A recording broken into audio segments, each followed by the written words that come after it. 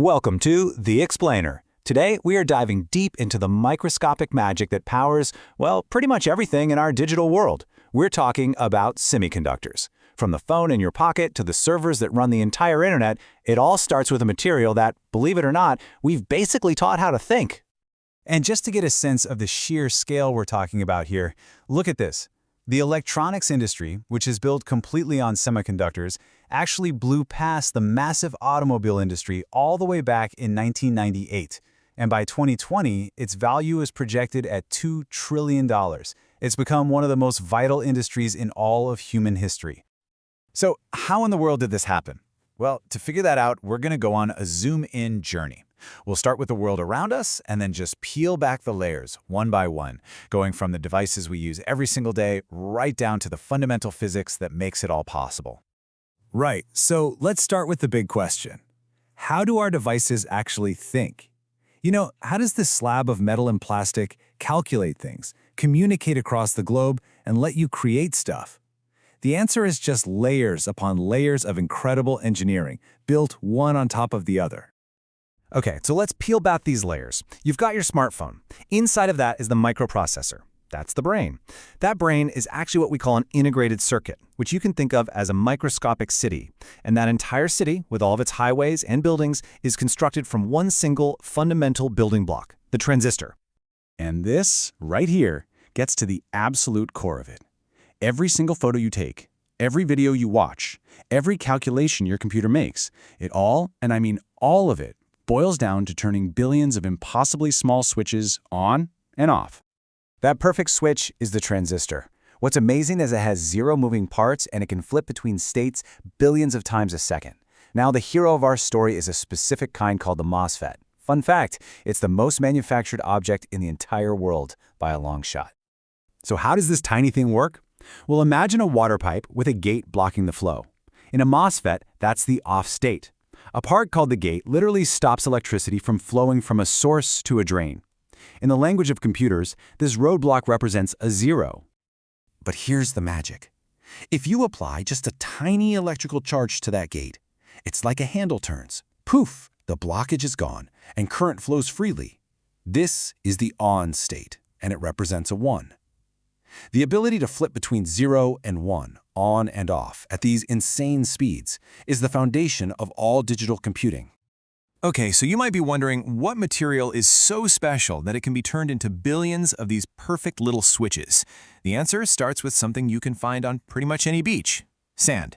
Or to be more precise, the element inside it: silicon. Silicon is just perfect for this job because of one really unique property. It's a semiconductor. What that means is it isn't a great conductor like copper, but it also isn't a great insulator like rubber. It sits right there in the middle. And that in-between nature, that's its superpower, because it means we can control its conductivity with incredible precision. And that control comes from a process with a funny name: doping. Scientists intentionally mix tiny, super precise amounts of other elements into a pure silicon crystal. If they add elements that have extra electrons, they create N-type silicon, which has a negative charge. And if they add elements that are missing electrons, they create P-type silicon, which has positively charged holes where electrons should be.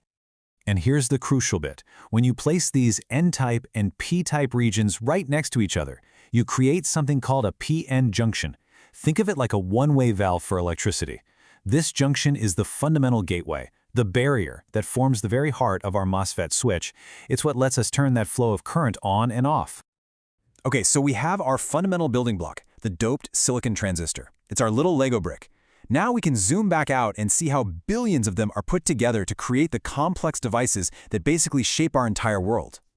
So you take these simple on-off switches and you combine them to create what we call logic gates, which can make basic decisions.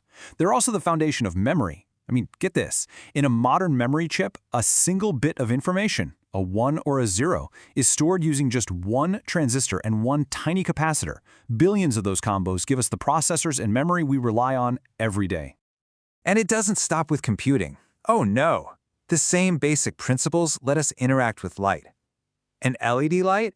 That's just a semiconductor that shoots out a photon of light when electricity passes through it. And a solar cell? It does the exact opposite.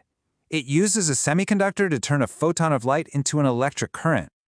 You know, for the last 50 years or so, the story of the semiconductor industry has really been defined by one relentless goal: making everything smaller. Every single new generation of technology is powered by our ability to shrink that transistor just a little bit more. To put this in perspective, think about this number, 1.3 billion. That's how many transistors were on a state-of-the-art chip just a few years ago. You know what's wild? The chips in today's high-end smartphones and computers, they have tens of billions. This unbelievable exponential growth has a name you've probably heard: Moore's Law. It's basically an observation that the number of transistors we can cram onto a chip roughly doubles every 2 years. Now, this isn't just some abstract trend. It is the reason the phone in your pocket is more powerful than a supercomputer that filled an entire room a generation ago. It has driven everything. But, and it's a big but, we can't shrink forever. We are now building transistors with features so incredibly small, they are measured in just a handful of atoms. We're getting really close to the fundamental physical limits of silicon. So when we hit that wall, when we can't go any smaller, what comes next? Well, scientists are already working on the answer, and it sounds like pure science fiction. They're exploring mind-bending concepts like single-electron memory. This is literally the ultimate limit of tiny, a memory cell where the presence or absence of a single electron stores a bit of data. This could lead to memory densities in the hundreds of terabits. It is the absolute frontier where physics and engineering meet, and it's exactly what's going to power the next digital revolution.